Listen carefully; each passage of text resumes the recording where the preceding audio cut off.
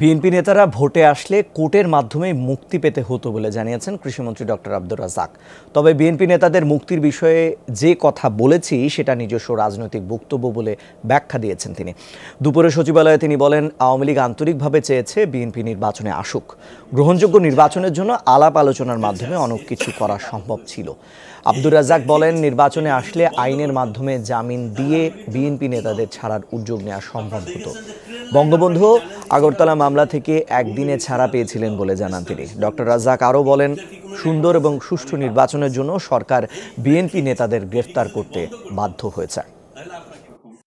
আমরা তো চাচ্ছি যে গ্রহণযোগ্য নির্বাচন। আমার বক্তব্যটা বারবারই আমি বলছি, গ্রহণযোগ্য নির্বাচনের জন্য আলাপ আলোচনা করে অনেক কিছুই করা যায়। এবং খুনের আসামিরও তো কি হয়, বেল হয় না? খুনের আসামিরও তো বেল হয়, প্রথমেই হয় না, আস্তে আস্তে কিছুদিন পরে হয়। কাজে ইয়েতে আইনে তো আছে, সুযোগ তো আছে ছেড়ে দেওয়া।